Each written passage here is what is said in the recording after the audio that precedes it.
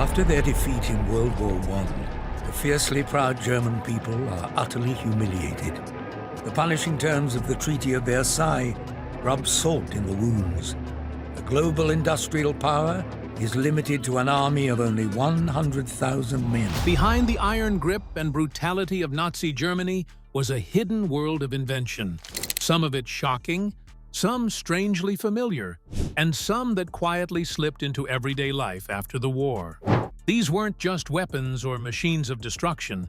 They were innovations born from desperation, propaganda, and sometimes obsession.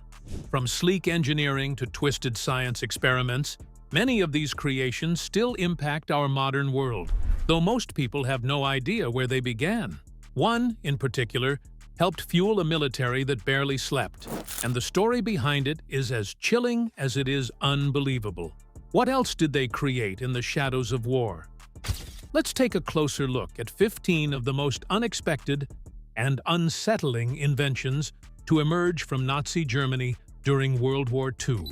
Pervitin, a potent methamphetamine, played a shocking yet crucial role in Nazi Germany's military strategy during World War II. Developed in 1937 by the Temmler Pharmaceutical Company, it was initially marketed as a miracle substance that could keep users awake, alert, and energized. Sold over-the-counter in German pharmacies, it quickly gained popularity not only as a stimulant, but also as an ingredient in products like chocolates laced with the substance. But what began as a civilian energy booster soon turned into a military-grade performance enhancer, catching the attention of the German armed forces. Soldiers' officials observed in Pervitin the ability to render soldiers tireless and courageous. It was tested on officers first before it was mass-produced and distributed to soldiers, especially during the invasion of Poland in 1939. The substance allowed soldiers to remain awake and battle for hours on end without rest, extending the boundaries of physical endurance. Between April and July 1940, more than 35 million tablets of Pervitin were administered to German troops.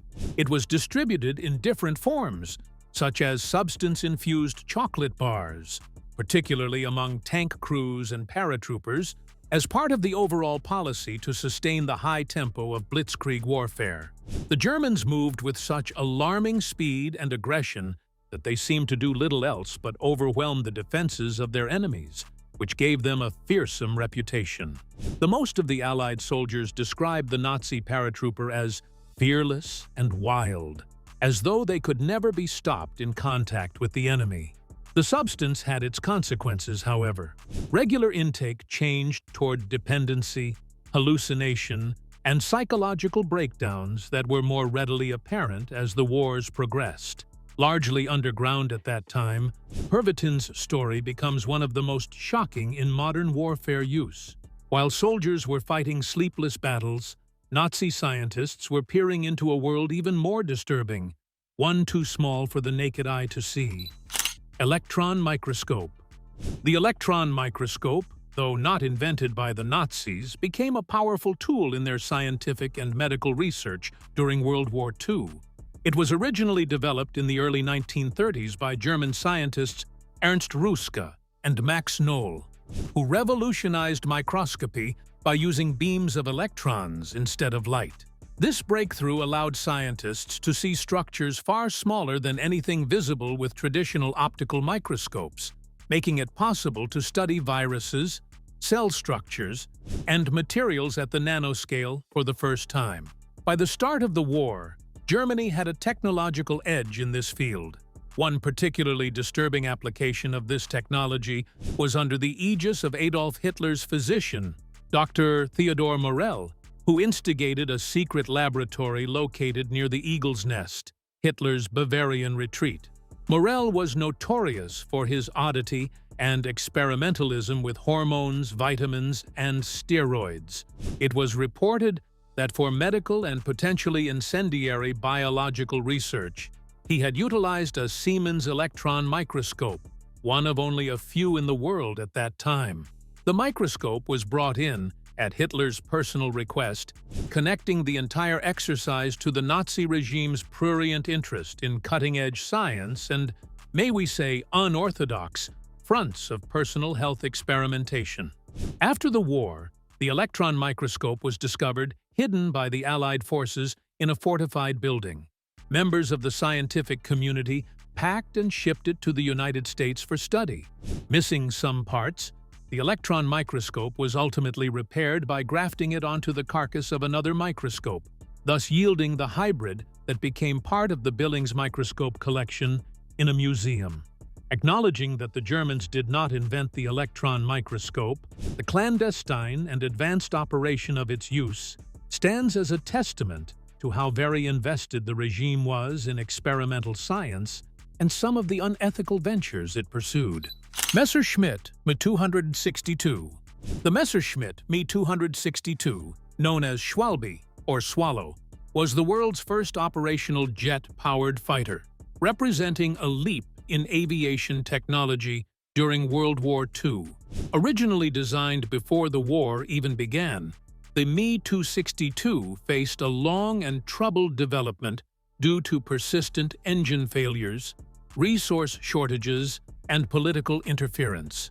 Despite its groundbreaking design, including unmatched speed and firepower, its deployment was significantly delayed. A critical setback came when Adolf Hitler insisted the aircraft be used as a bomber rather than a fighter, further slowing its entry into combat.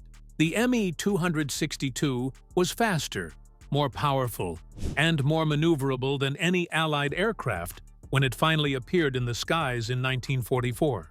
It could outrun nearly all enemy planes, climb higher, and deliver devastating attacks.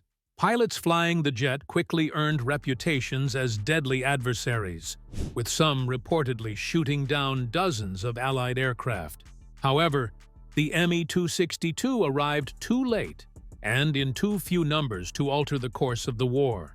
Its limited effects were further aggravated by fuel shortages, mechanical unreliability, and the overwhelming air superiority of the Allies by then.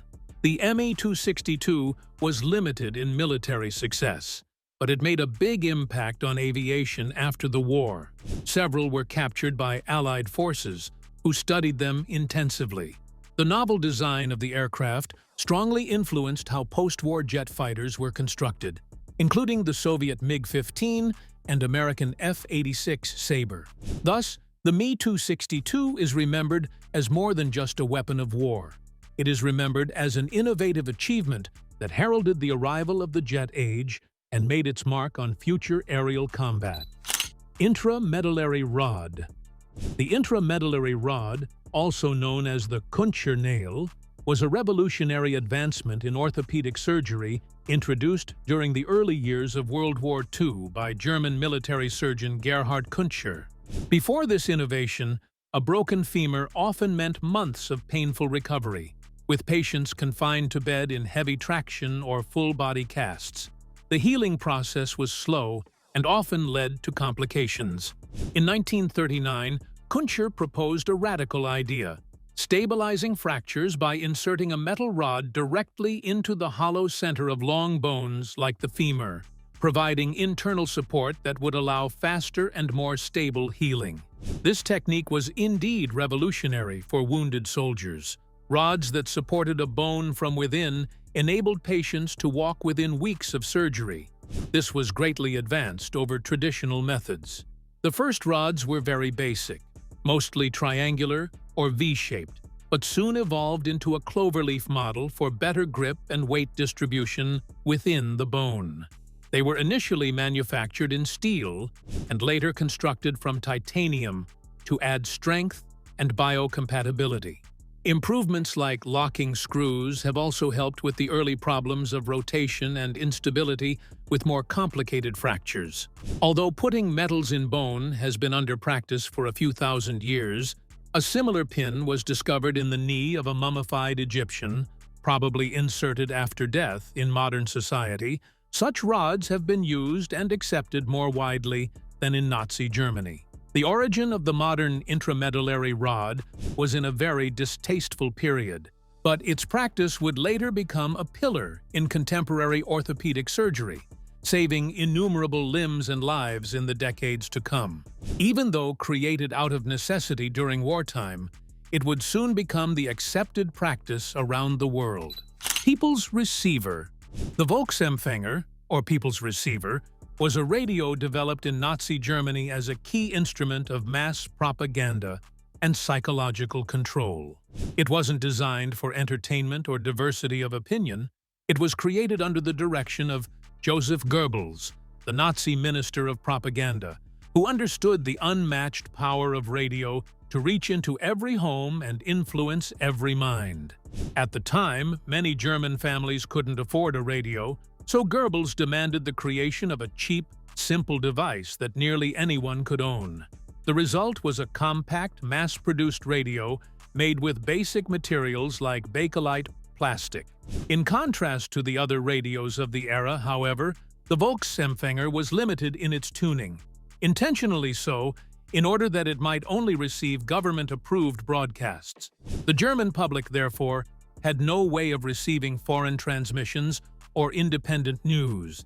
The airwaves were instead filled with Nazi speeches, patriotic hymns, and carefully prepared messages intended to inculcate loyalty, obedience, and allegiance to the regime.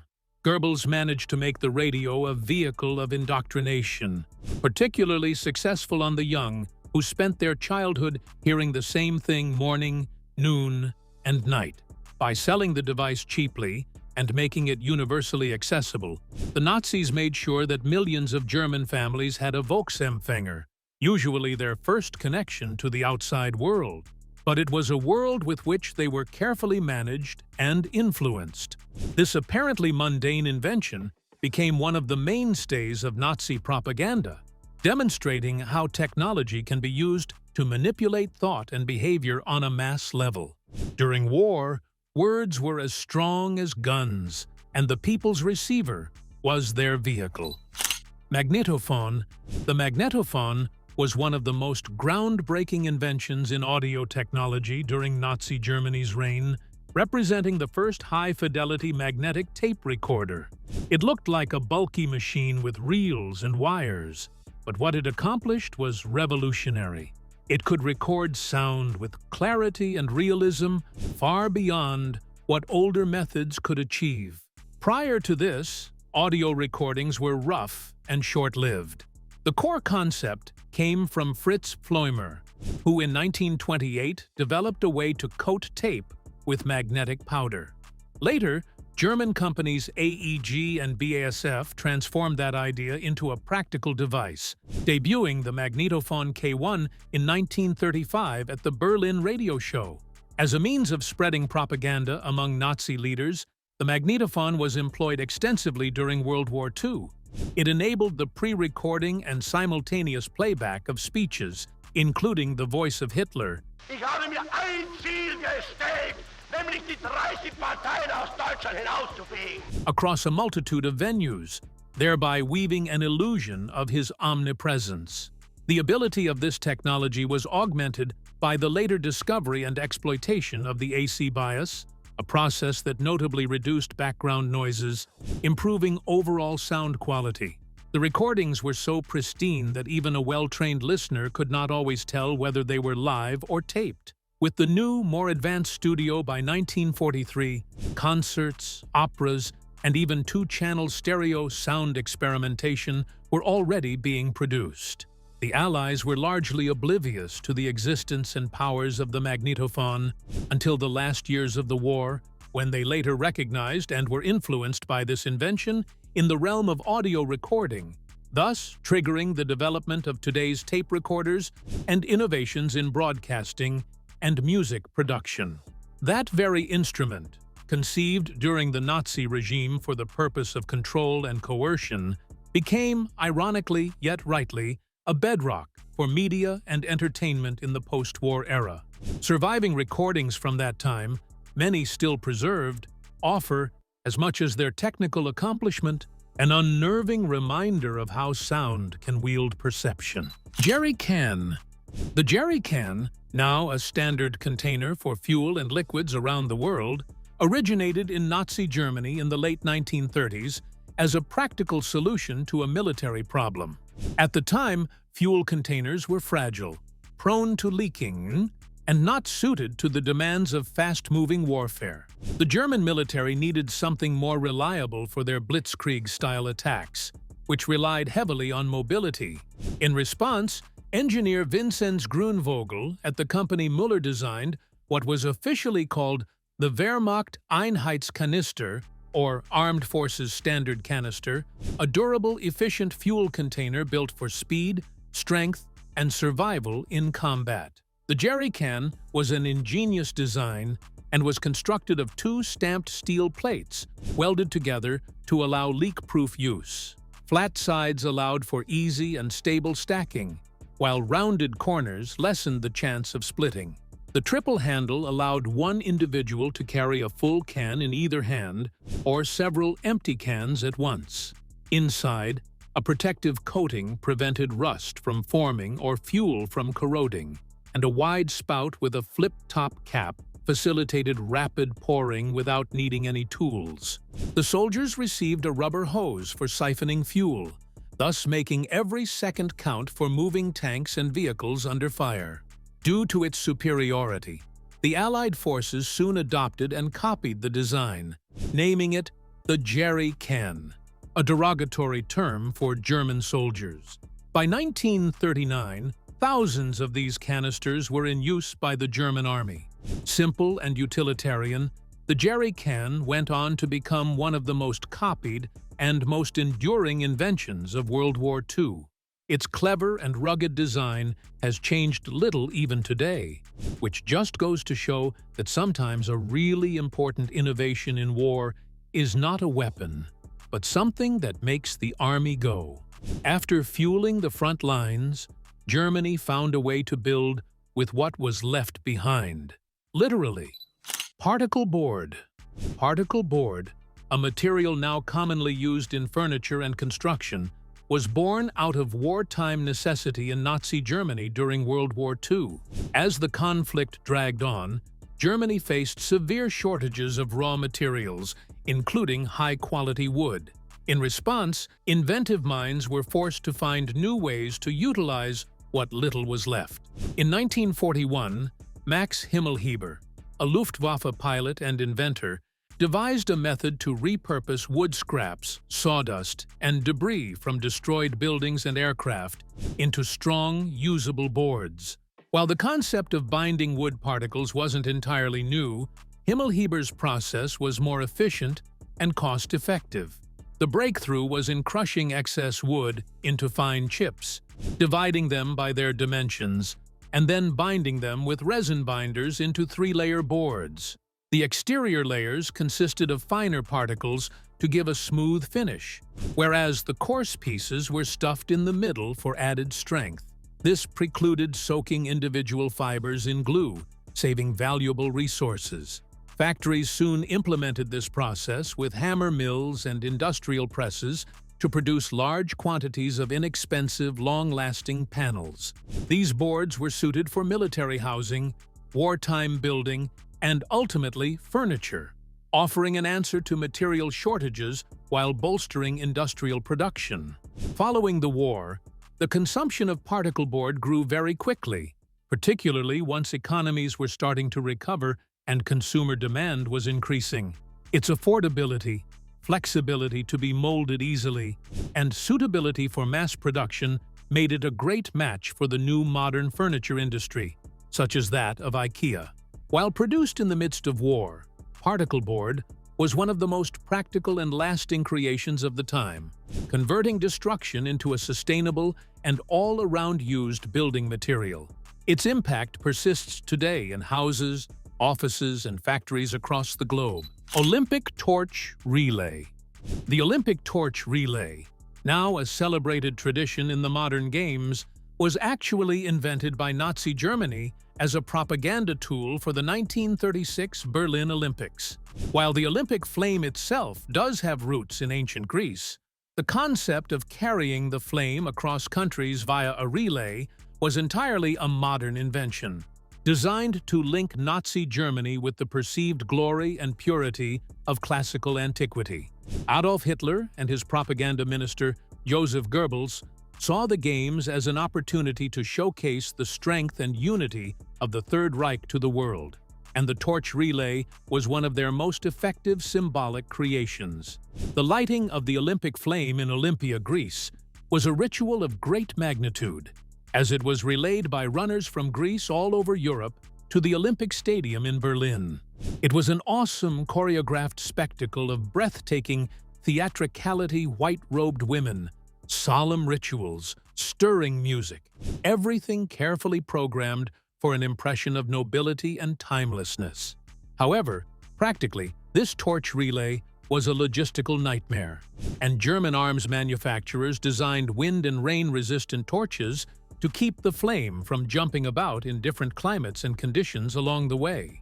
The entire spectacle was filmed and televised in a veritable centerpiece for the Nazi propaganda machine, whose aim was to impress both national and international audiences.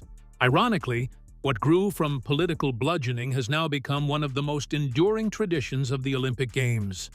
After the Second World War, with the International Olympic Committee assuming relay control, the torch relay ceased to serve its original purpose, and instead became the symbol of unity and peace. In its grandeur and symbolism, thus, very few today would trace that beginning back to the hand of an arch-manipulator of public perceptions. The Olympic torch relay is a powerful example of rebranding propaganda into tradition, which has successfully erased most of its dark past from collective memory. Adidas and Puma, two of the most iconic sportswear brands in the world, Adidas and Puma, trace their origins back to Nazi Germany and a bitter family feud. The companies were founded by Adolf, or known as Adi, and Rudolf Dassler, brothers who started out as partners in the Dassler Brothers shoe factory in the 1920s. Their big break came during the 1936 Berlin Olympics, when American sprinter Jesse Owens wore their shoes and won 4 gold medals, much to the frustration of Adolf Hitler, who watched from the stands. That moment brought international attention to the Dassler brand, but behind the scenes, tensions between the brothers were already beginning to build. Both Adi and Rudolf sided with the Nazi Party, and the shoe factory during the World War produced anti-tank weaponry. In addition, Rudolf was posted to the front in Poland in 1943, which, according to him, Adi had manipulated someone and got him ousted from the business. This pushed them even further apart. Post-war, Rudolf held Adi as having knowingly transformed the factory into an ammunition factory and shamed him as being more deeply submerged in the Nazi regime in efforts to be the one taking the company. Didn't work, though. Adi kept it in his grip, renamed the company Adidas, and began to build his legacy. Rudolf, angry and resolved, now created his own rival brand, Puma.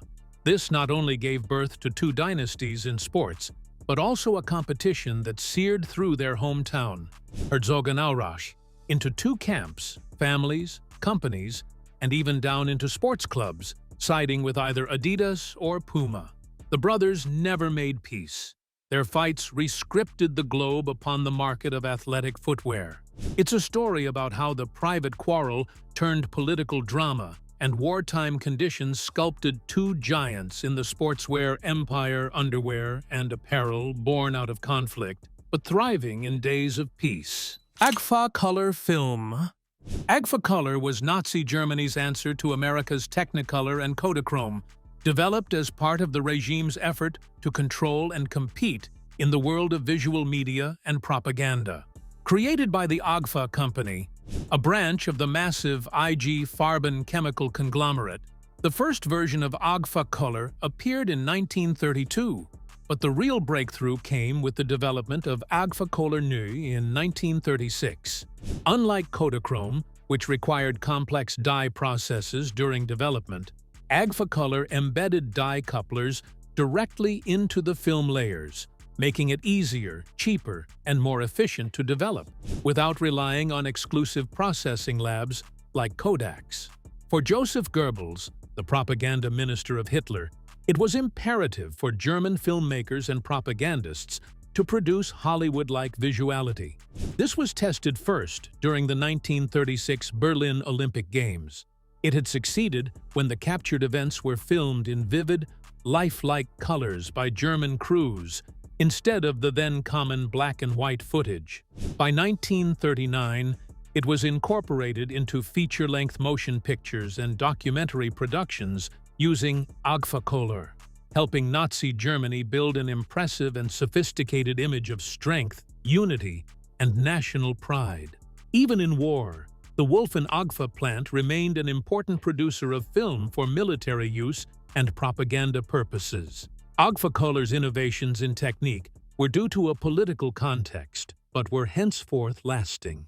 It later became a model for simplistically mechanized processes with good results for the worldwide development of color film post-war.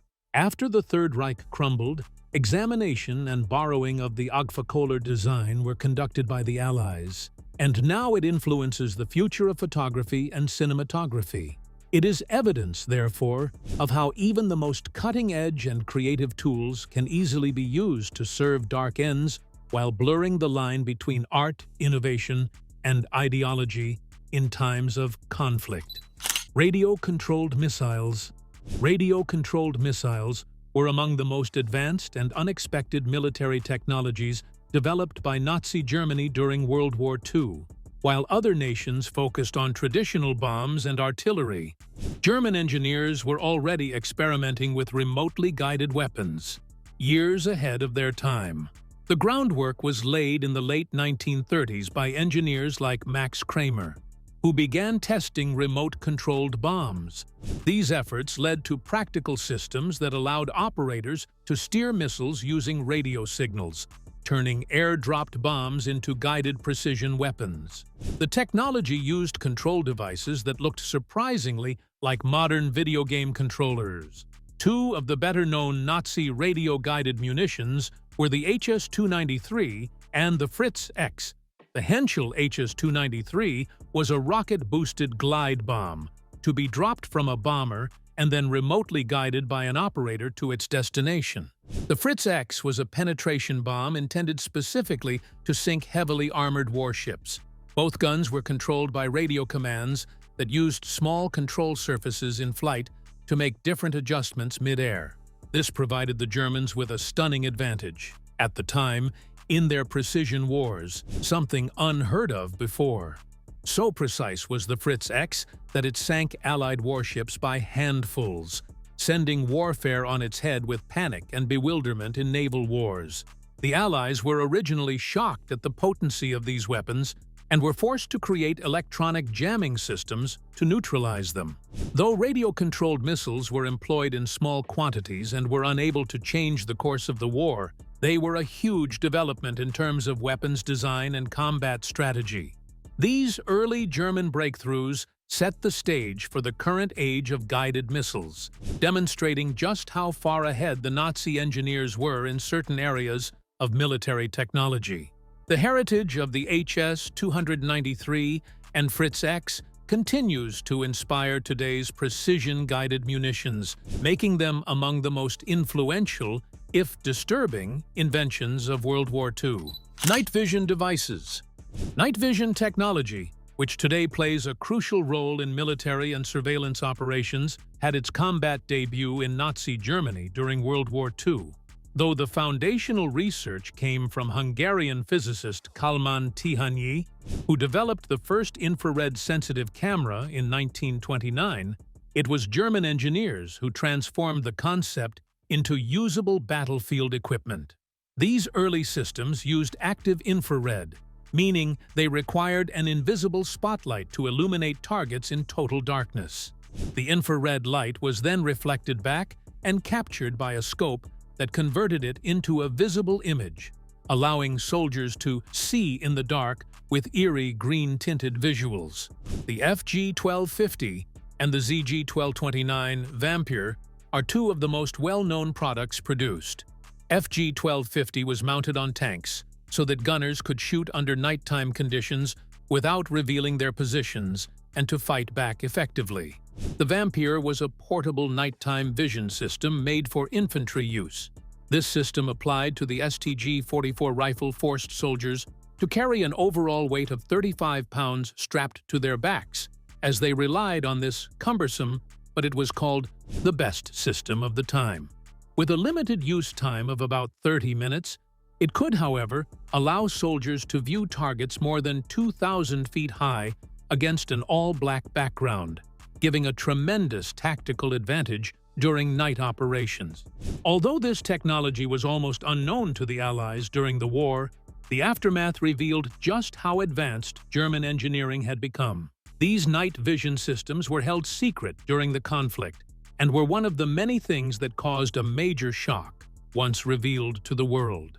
Rather too late and limited to alter the course of the war, this technology paved the way for modern night vision equipment used by militaries today. The eerie glow of those initial infrared scopes is the ushering in of a new era in warfare, one in which darkness is not safe. Volkswagen Beetle.